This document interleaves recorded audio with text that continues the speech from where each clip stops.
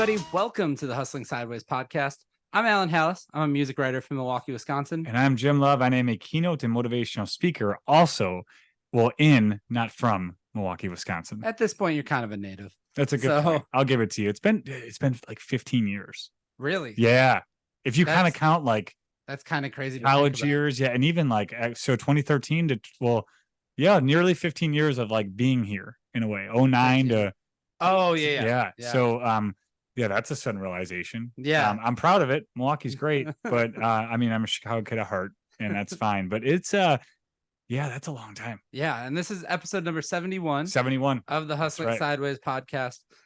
We are recording on a nice summery day. Sure is, but I can imagine in current state, as it's probably November 13th-ish where you're sitting. In the ballpark. Probably not as nice in Milwaukee. Yes. Or in Boston where we're going to find our guest here. But yes, Alan and I we should be recording these with like pumpkin spice latte. We should, yeah. And pumpkin beer specifically. That is something we're gonna have look to out work for that in the fall.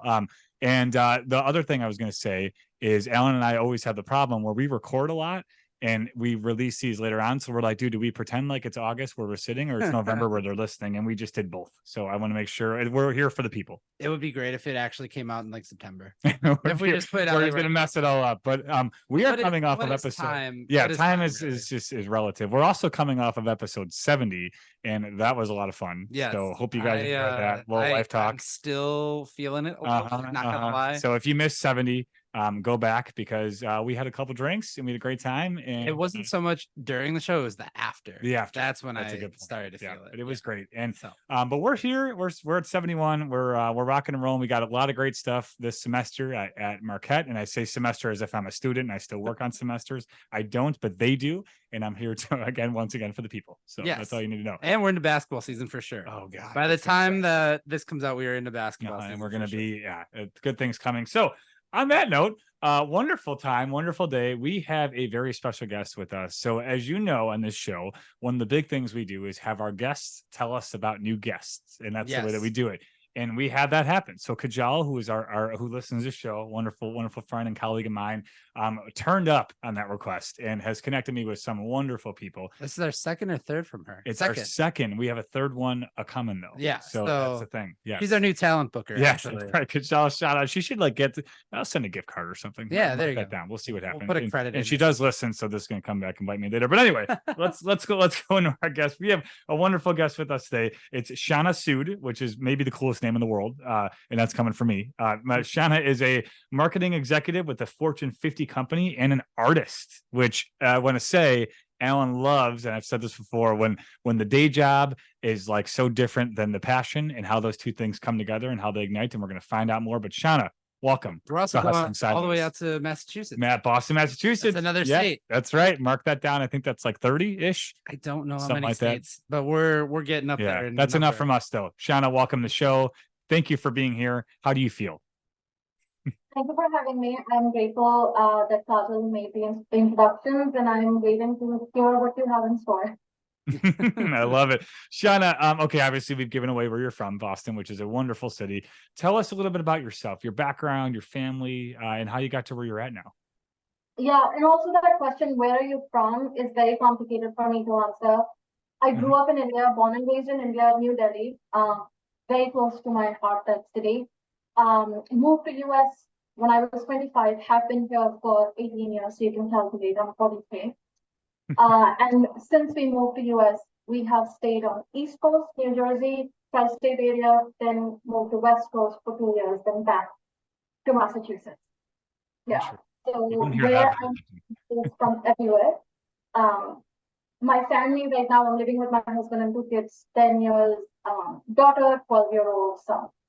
Awesome. Nice. Awesome. That's got to be, did you enjoy, like, preference, West Coast, East Coast? I mean, it sounds, you've experienced it all. Like, is there like enormous like pros and cons to either? Like, do you have a strong feeling now about being in Boston versus being West Coast, or how was that for you?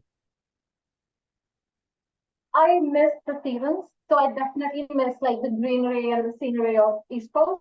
I think West Coast, what I was taken back by was rolling hills, especially San Francisco area, because growing up in India, either I knew plains or I knew mountains. I did not know the in between. Like, you can't have hills without trees. I can't be seen for miles. So that was really weird for me. And I know a lot of people enjoy it, Mhm. but it's not my thing. So at what age did you come over from India? When I was 25. Okay, nice, very Awesome. cool. Awesome. So tell us a little bit kind of how you got into your day job, being a marketing exec, and how that kind of started and where did that kind of come from? So going back to when I was studying, how I grew up in my childhood circumstances and my family circumstances really sort of pushed me into this very run-of-the-mill career so that I could take care of my mother and my brother. There was some tension in the family. Mhm. So I had to pick a career which was very short way of a ticket out of my life at the time in my teens. I did economics for my undergrad, then I went on to do MBA in marketing, and that's how I landed like the full marketing and analytics career path. But I've also been interested in art ever since I was a kid. I would start drawing. I would start copying things from like packaged goods, packing, and pencil and paper was the medium most acceptable to me. Mhm. I never had experience like what I do now is oils on large canvases. But oil paints are very expensive, and growing up, that was not a medium I actually dealt with. I dealt with a lot of paper and pencil. Mhm. And as I grew older and as I started making money, I was like, oh, I can do oils and I can actually put colors in my composition. So that's how I started the whole art thing on the side.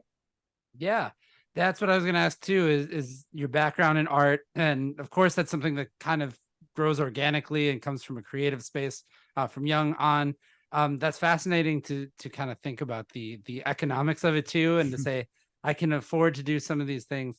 Were you, very public with your art when you were younger, putting out things in India, or was it kind of later on that you were able to pursue art and exhibit art in a more professional way? So that you're actually touching something which has been a more recent phenomenon. So what happened was it was a silly catalyst which turned into something very serious. So 4 or 5 years ago, one of my friends who's an author, she teaches creative writing in US. She challenged me and she said, by the way, we went to the same school, but we were never really friends when we were in school back in Delhi. We became friends over social media much, like a long time later. Mhm. And she is this, I call her a creativity activist. So anyone who's a creative but is not really devoting time to their passion, she goes and pokes them. Like she told me, why wouldn't you draw daily if you're so passionate about it? So how about you do a 30-day drawing challenge where you draw something and you send it to me? So she started like a WhatsApp private chat with me and another friend, and she also challenged me publicly on Facebook. And you would think it is something so silly and trivial, but that is actually what got me out of my shy artist shell. Mhm. I was a very shy and an introverted artist, which is a complete contrast to my other persona. So at work, nobody would believe that I'm a shy art. I used to be a shy art. I was never confident of what I'm creating. And it took me a long time to believe in the creation myself. Mhm. And then even longer to be able to show it to other people. So I would only show it to like my parents or my friends or anyone who came to my home. Like my mom would want me to show my sketches, and I'm like, no, they're not really good. So that was like when I was a kid. But even growing up, when I was living with my husband and my kids, I would always have my art studio snuck away in a corner of the house where nobody can enter. And only when I'm confident that, yes, you can look at this painting, would I let people in. And this experience came from the fact that I didn't go to an art school. I had no encouragement growing up from any artist to say, yeah, you're good. And also, my husband is a very brutally honest critic. So if he would say something about a painting that I'm in the middle of making, that would immediately put me in a shell. And Uh-huh. comment used to be like very innocuous, but I would just retract into a shell and it would take me many months to come out. So what happened with this challenge was, one, I had to really shrink my image of being an artist from like really large Picasso style persona of working in a studio with overalls to like, oh, how do I show her a drawing every day when I'm traveling to Boston on the plane? So I have to start drawing in public. And I have to start letting people stare that I'm sitting in the train and I'm drawing. So that is what, like that compulsion of having to show something from that piece, that is what brought me out. And the repetition, there is something so cool about repeating something. It gives you the confidence. It's a positive reinforcement. So I got into this upward spiral of like more and more confidence, more and more faith in myself. And then I would not be shy of like people looking at me in the train. And at the end of the day, I had something to show for it. So it is a very recent thing that I have become much more public about my art.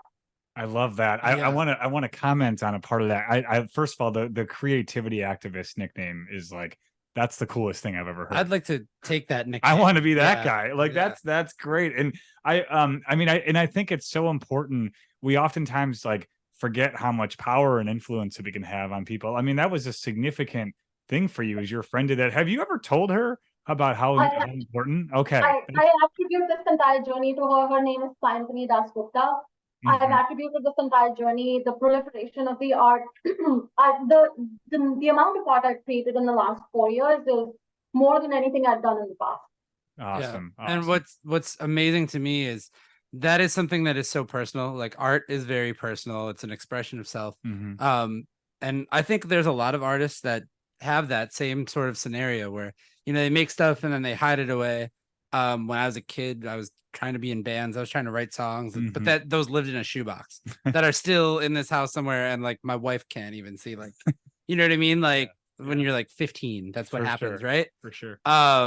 So art is very personal like that. So it's, I applaud you for the courage of being able to do something so public like that, but then also the creative process too, of like making art, you know, what you said, like sketching while you're on the train becomes a whole different thing, because that's a whole different aspect of not only here's what I've created, here's what I'm doing, here's me trying to do it.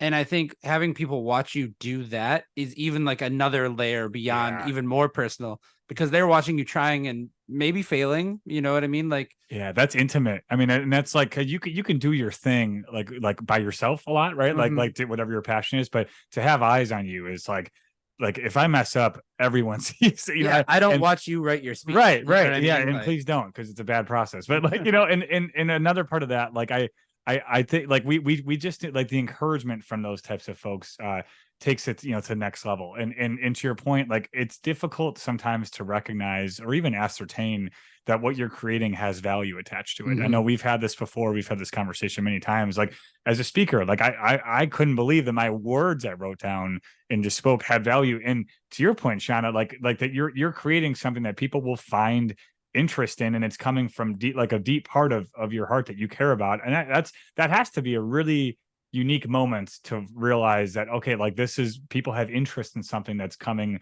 from a you know, maybe emotional part, whatever that might be, that encourage you to do it. But yeah, we just gave you a lot, right? That was like verbal diarrhea, but you can please comment on any of that as you see fit. I think that was such an important point, the distinction between first being shy about even the finished product, and then being open about not just the finished product and putting that in front of people, but also being seen in the process of making art. That is a whole other level of exposing yourself, being confident in exposing yourself during the process. And what the other thing that has happened to me is I've begun to care so much less. If someone likes it, great. But even if you don't, it's my self-expression, and I'm on this journey to find my identity in the art I produce. And first, the audience has to be made to like it. Totally. I've begun to care much less about what is popular, what should I be doing. And it has taken years of repeating some things and then also doing trial and error with myself of, no, this is not my style. Like I went to an amazing plein air workshop in France last year. I loved the couple who runs it, Dean and Joe. we would paint landscapes from this very scenic chateau in like Dordogne Valley in France, and it was an amazing setting. And this year, when I got the invite to join that workshop again, I had a conversation with myself, like, is that me? In the moment, I love painting landscapes and I love to get it right, the light and the composition, the perspective. But that's not me as an artist in terms of my self-expression now. Maybe in 10 years, because you also keep evolving and you also keep changing. So I never say never. But right now, my artist identity does not relate with plein air landscape painting. And I am like, that clarity is amazing that I have this clarity. And I didn't end up going again, even though I love them and I may join something local in Connecticut. But yeah, to know that is also very liberating. Your self-awareness is off the charts. I mean, especially the fact that you enjoyed that process and got along with those people and are like, it's not really my thing. I mean, that's like, you're the type of person like that AI will never replace. That's like AI would be like, that's great. Like we do this all in the thing. To have the EQ and then the awareness to be like really, really cool and awesome, feels like a fit, but no, maybe not for me.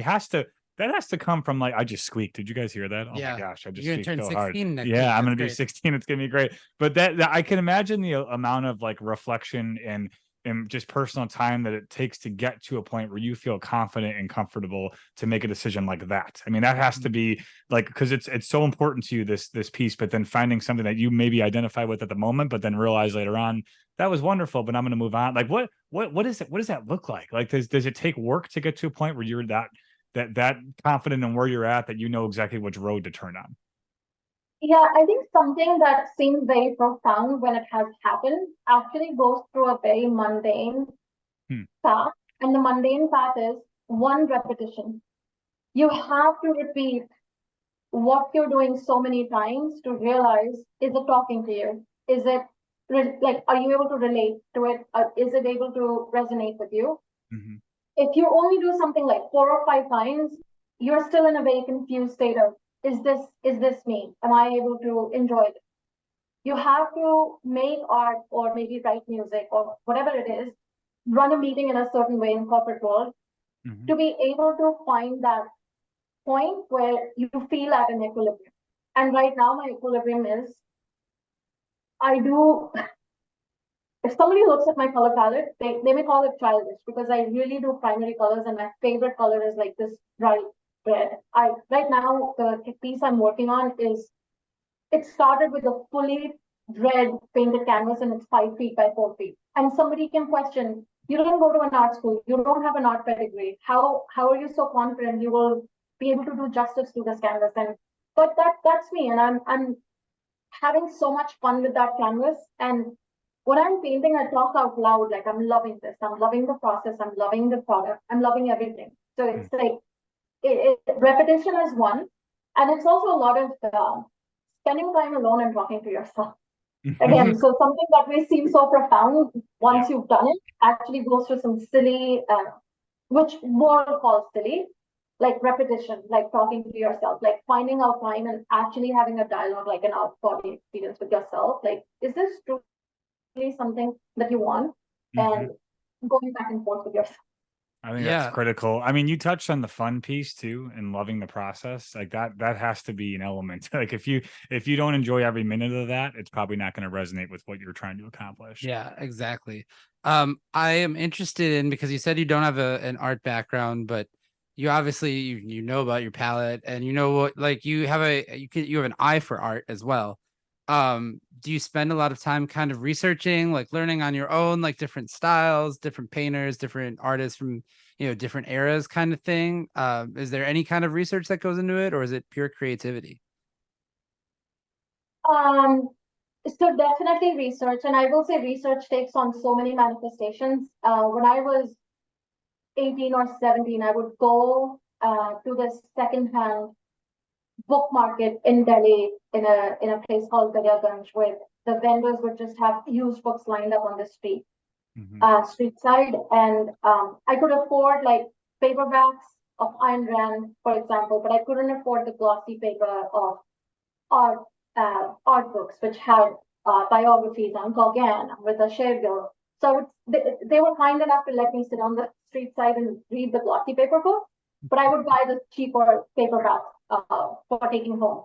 So I will say research can be so many different forms. In my earlier research just went into reading about how these artists inspired themselves. They traveled to different places. They had an idea. That idea sometimes came through like for Gauguin, and sometimes it didn't. And what pushed them into art. Mostly the artists I have admired and follow, long dead, went to an art school. At least they had an art education. So I am one place where I see a lack is we haven't normalized, the art industry hasn't normalized self-taught artists.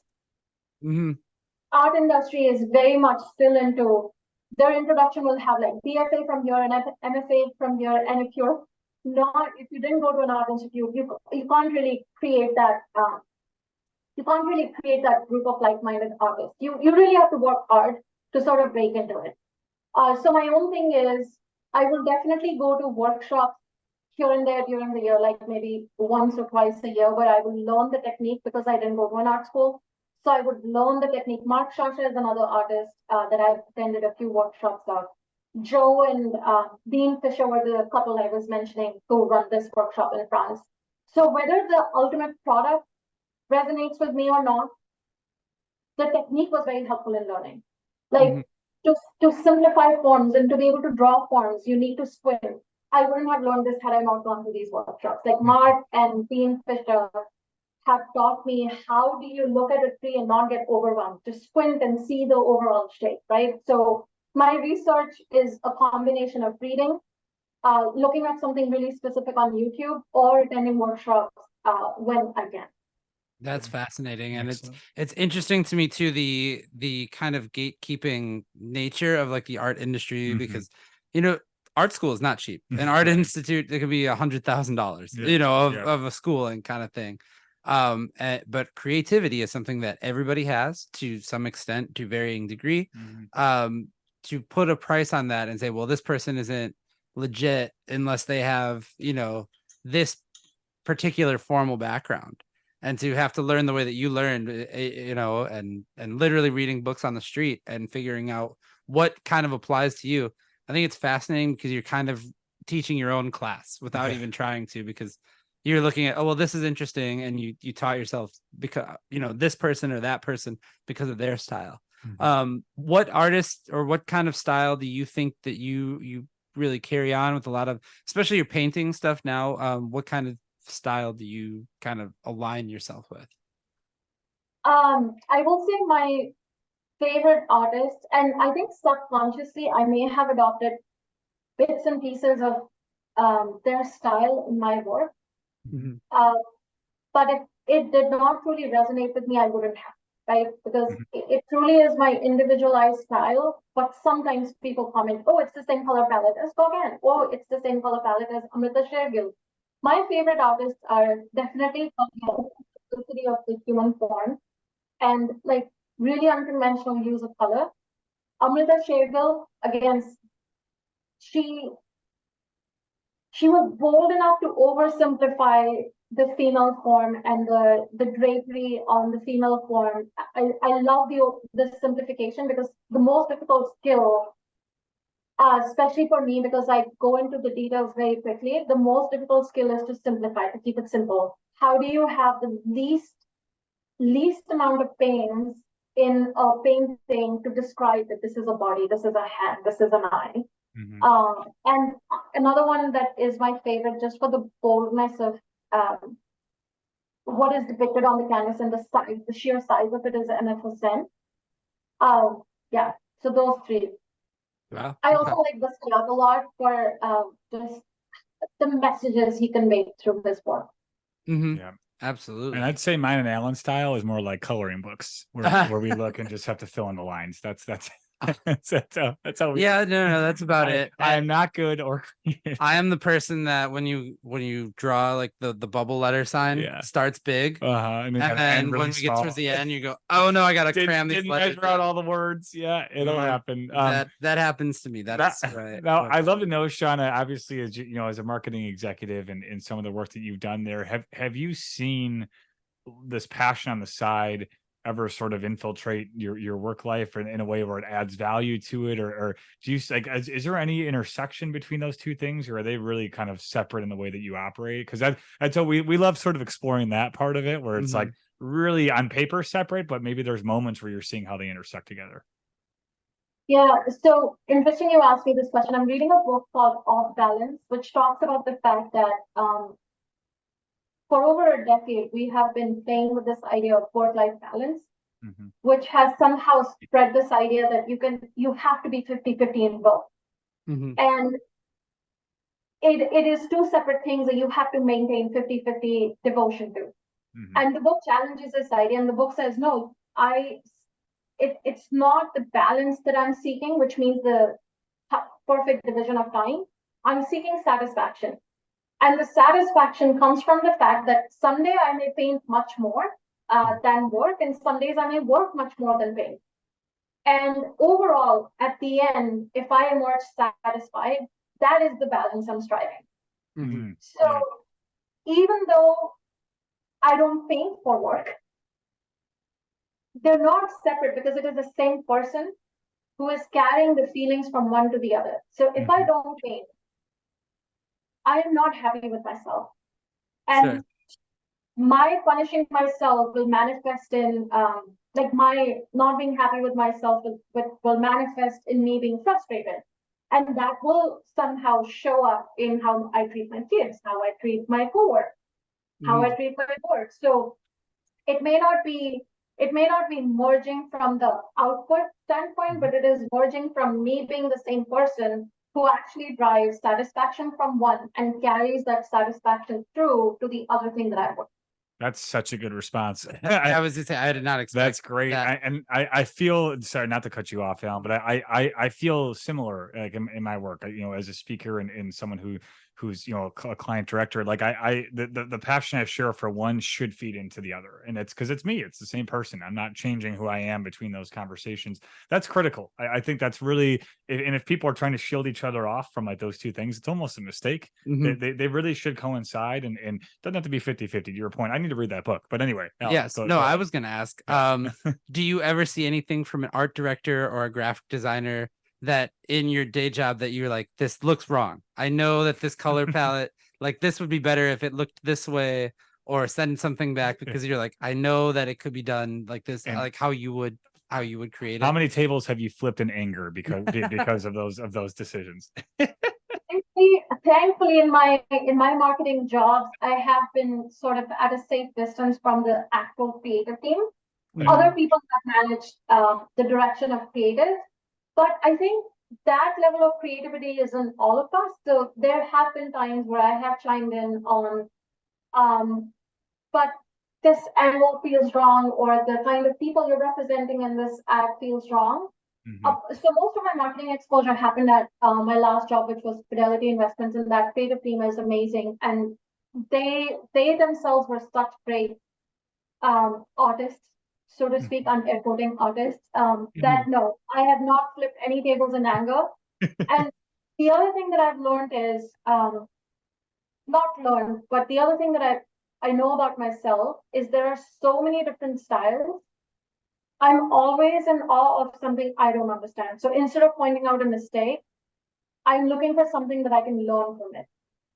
Awesome. Like, I don't know how to, like, I'm in awe of watercolor artists because it is just such a difficult, I use oil paints, which is the most forgiving medium, because you can paint over, you can blend, you can, while the paint is still wet, you can erase parts of it.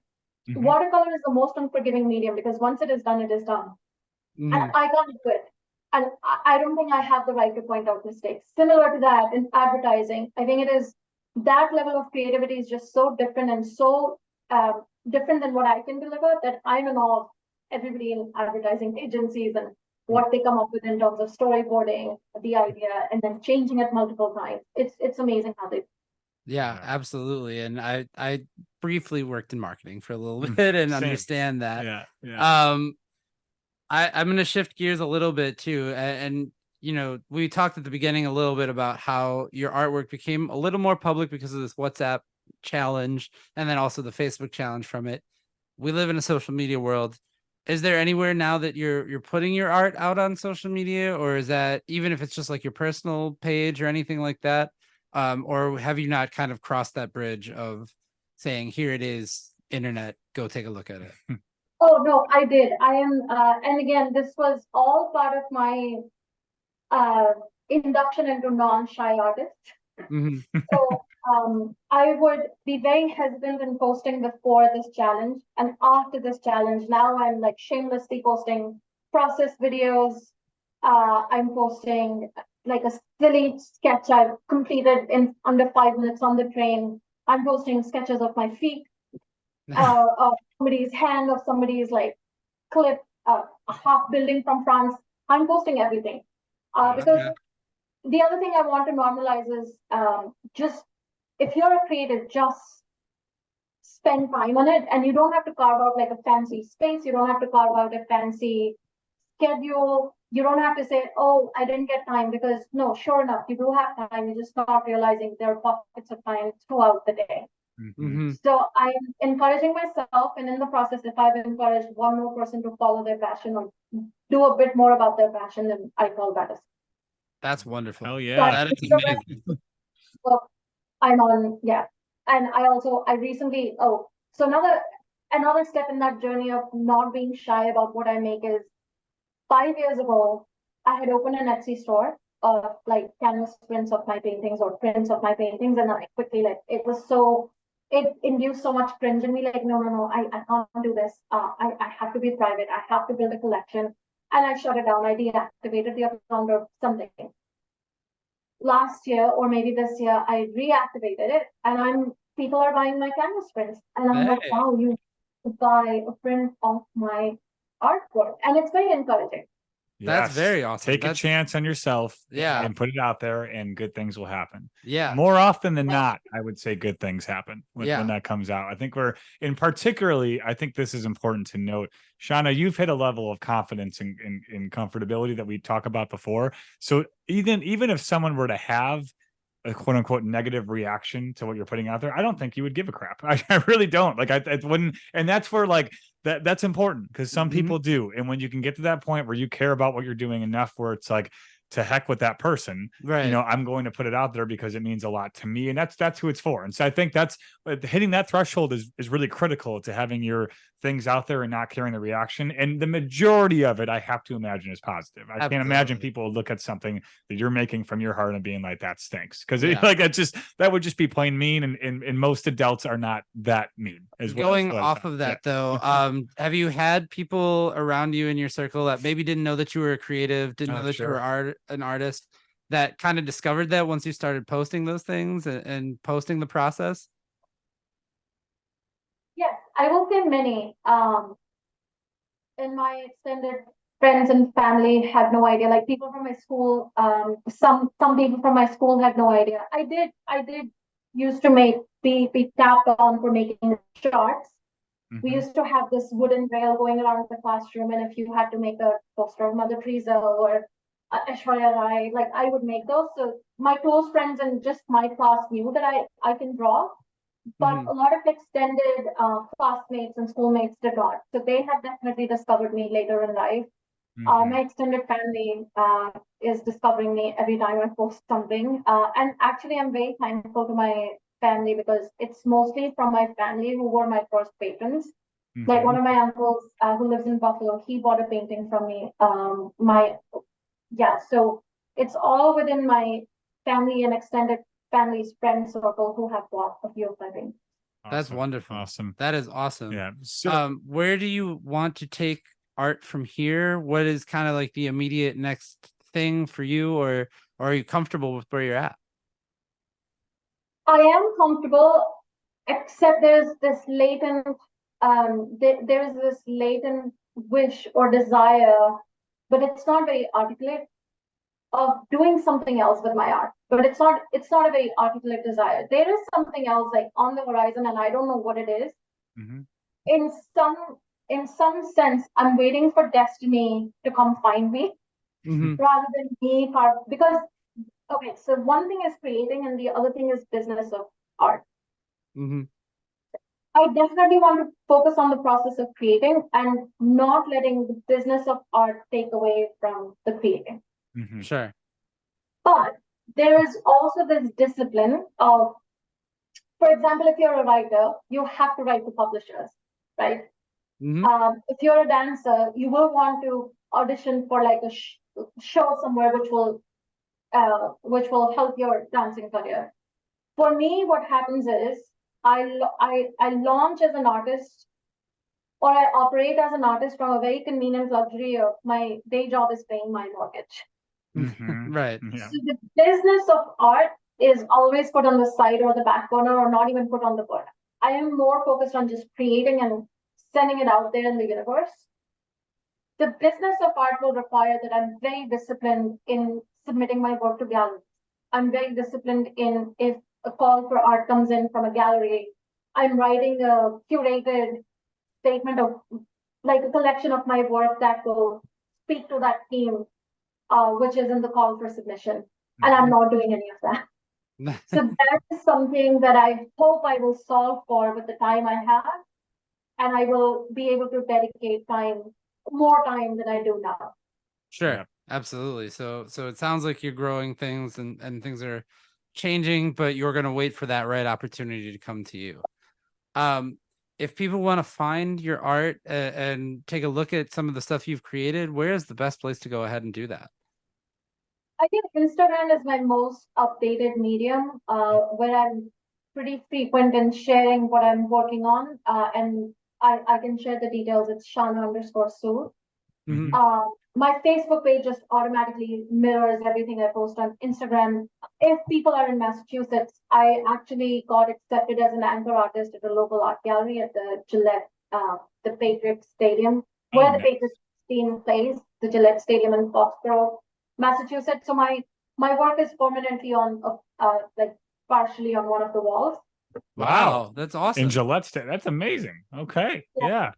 I know we've got some Patriots fans listening to the show, exactly. so go check out Foxborough. That's awesome. And I think too, like what's in addition to your art, I know you've had a pretty awesome journey, as an executive, and for I think for folks who are interested in sort of that route too, and you can serve a number of resources for people that just want to hear about your journey and then into what you're doing in art. So that's great. You kind of hit two birds with one stone. Yeah, and it's all linked together. It's all creative. Yes. It's all one big thing. Also, what is the Etsy store? So people know, if they want to buy a painting from you or take a look. We're pushing the business of art now. I think it's art by Shanna. Okay. I have to make sure, but it's also highlighted on my Instagram account. So there is a way to find, because Linktree that allows you to post everything in we have one. Yep. Perfect. So that has links out to my website, that has linked out to my Etsy store. And we will link the heck out of it in the bio of this show. So check out the bio; it's all there, and it's wonderful. So Shanna, thank you so much for joining us. It's been a real pleasure. Thank you everyone for listening to this show. And I'm about to steal Alan's typical sign off. Let's see how I do at it. Judge me. Yeah, actually, go for it. Yeah. So if you're new to this show, if it's your first time, welcome. If it's your 71st time, how the heck are you still here? But thank you for being here. It's a real joy. We are Hustling Sideways. We are your fun-loving educational podcast about side hustles. I'm just going to add to Alan's shtick. That's fine. We are everywhere you get your podcasts, but we are on Spotify. We're on Apple Podcasts, all the great areas. And then we are on Facebook, Twitter, Instagram, Reels, YouTube, and that's it. And Twitter. I said Twitter. Oh. No, I didn't say Twitter. You didn't say it. Okay. Well, you know what? It's my thing, Alan. You can't jump in. We're in 6 places, whatever. I control none of them. Alan does the work behind the scenes. We're good to go. If you want to be a guest in this show, we'd love to have you. You can sit here next to me or be here virtually as Shanna is at the moment. Just email us at hustlingsideways@gmail.com. Text me or Alan. We take everyone. We love to hear your stories. And I think that's it, right? Did I do that right? I think you did. Awesome. So that only leaves one thing to say, and that is keep on hustling. We'll see you next time on Hustling Sideways. Thank you so much.